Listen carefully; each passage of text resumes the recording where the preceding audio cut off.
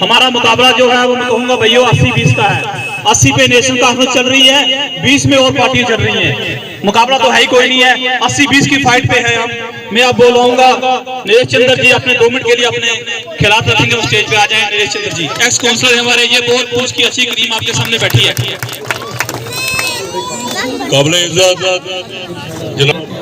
सुनील दार साहब, जमाल साहब को, जिन्होंने इतना बड़ा अच्छा प्रोग्राम जो है यहाँ पर जो किया है। हम दोनों बैठे हैं मुसल्टी में, इनके नेशनल कॉन्फ्रेंस एक सेकुलर जमात है और मैं समझता हूँ कि ठाकुर साहब जो है ये बहुत बड़े सेकुलर हैं, जिन्होंने इतनी बड़ी मुस्लिम पॉपुलेशन से जो है ये जो है काउंसिलर बन के आते हैं हर बार, और इनको मेजॉरिटी में वोट जो है वो मुस्लिम लोगों को मिलता है, मुस्लिम बरादरी का मिलता है। तो इसके लिए मेरा ख्याल है इससे ऊपर और कोई बात नहीं हो सकती। उसके बाद 2024 में ये इलेक्शन होने को जा रहा है और इस इलेक्शन में आप लोगों को सोच समझ कर वोट जो है कास्ट करना है।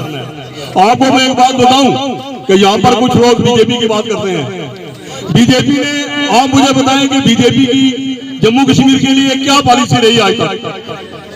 370 हटाने के बाद जम्मू कश्मीर में उनकी पॉलिसी क्या रही? कोई एम्प्लॉयमेंट नहीं हुई, कोई महंगाई नहीं कम हुई, कोई हमारे यहाँ पर बड़ा भारी को प्रोजेक्ट नहीं लगे। यहाँ पर सिर्फ एक मुलाबड़ी बनाई गई और मुलाबड़ी बनी वो यहाँ की एडमिनिस्ट्रेशन के दरमियान लोगों को हरास करने की। किसी पर एनआईए आ गई, किसी पर ईडी आ गई, किसी पर सीबीआई आ गई, उसके सिवाय यहाँ पर कुछ नहीं हुआ। उनके लीडर थे, उनके हाथ उनके सर पे रहा तो उन्होंने कामकाज किए। मैं आज की इस मीटिंग के लिए उनको भी मुबारकबाद कहता हूँ। मैं ज्यादा कुछ ना कहते हुए आपसे एक ही गुजारिश करूंगा, मेरे भाइयों, आपको बिजली भी मिलेगी, आपको पानी भी मिलेगा, आपको सब कुछ मिलेगा, लेकिन अगर आपका तशक्कुर खत्म हो गया तो आपकी आइडेंटिटी खत्म होगी, तो कुछ आपको मिलने वाला नहीं है। मैं ज्यादा कुछ ना कहते हुए आखिर में आपसे यही गुजारिश करूंगा कि आप लोगों को अपनी हैसियत का एहसास करते हुए आपको नेशनल कॉन्फ्रेंस के उम्मीदवार को वोट देने। हालात बदले, जिस तरह चीजें बदली, उन्हीं सब चीजों को मद्देनजर रखते हुए मैंने ये फैसला लिया कि हमारी आवाम जो है, हमारे लोग जो हैं, वो आपस में ना बटे और वो एक ही जगह आके खड़े हो जाए।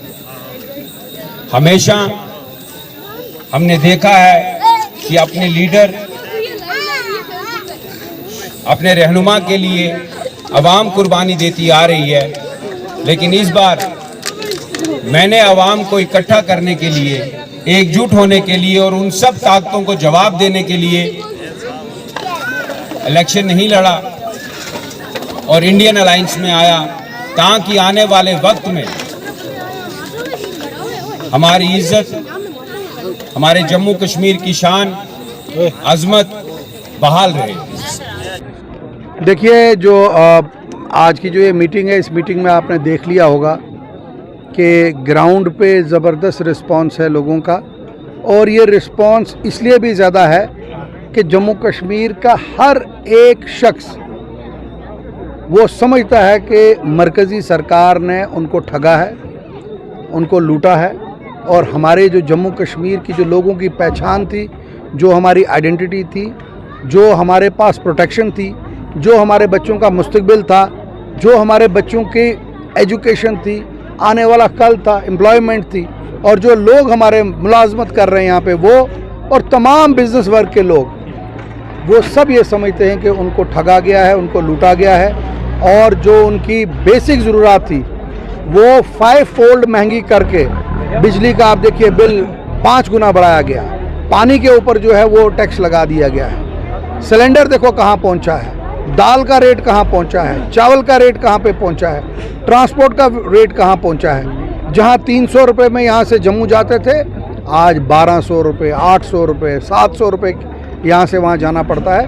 और उसी को मद्देनज़र रखते हुए ग्राउंड पे ज़बरदस्त जो है हमें सपोर्ट है, और हर तरफ से हमें एक ही बात सबके तरफ से आ रही है कि हम आपको वोट देंगे, लेकिन आपको पहली जो जद्दोजहद और जो लड़ाई लड़नी है वो जम्मू कश्मीर के नौजवान के लिए लड़नी है, और जम्मू कश्मीर के मुस्तकबिल के लिए लड़नी है, और बच्चों का रोज़गार के लिए लड़नी है, और इसीलिए जो हमारा मैनिफेस्टो नेशनल कॉन्फ्रेंस का आया है उसमें हमने 1 लाख नौकरियों का वादा किया है कि हम लोगों को देंगे।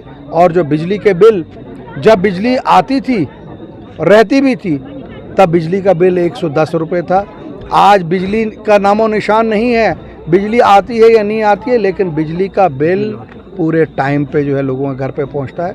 ये कुछ बेसिक इशू हैं, इसके साथ बहुत और भी इशू हैं। बीजेपी को ये पता चल गया कि उनके ग्राउंड पे उनके जो कैंडिडेट्स उन्होंने जो खड़े किए हैं वो ग्राउंड पे अपना कंट्रोल खो चुके हैं, ग्राउंड पे उनकी पोजीशन ख़त्म हो गई है। तो अब बाहर, रियासत के बाहर से कहीं से वो लोग ला के यहाँ प्रचार करते हैं। आपको क्या लगता है जम्मू कश्मीर के लोग और पुंछ के लोग ये समझते नहीं हैं? पुंछ राजौरी के लोग बड़े अच्छे से समझते हैं कि उनका कल कहाँ पे जो है सेफ है। आप अगर देखिए पिछले 10 साल में एक भी काम यहाँ पे नहीं हुआ है। हाँ, कागजों में बड़े काम हुए हैं। मेरी आप मीडिया वालों से गुजारिश है कि कभी द्रुंगली नाला पे जाके वो ब्रिज आप उसको दिखाइए जो 10 साल के पीरियड में वो ब्रिज रिस्टोर नहीं हो सका। नीचे जो शेर कश्मीर ब्रिज है ये भी 2014 के फ्लड में चला गया था और उमर अब्दुल्ला साहब जब यहाँ आए नेशनल कॉन्फ्रेंस में उस टाइम 6-7 करोड़ रुपया दिया जिसमें एक पिलर बना। ये जो बांध आज नीचे बन रही है इसका पैसा भी उस वक्त रखा गया था, इसका पैसा भी उस वक्त दिया गया था। ये गवर्नमेंट से रिबन काटना जानती है।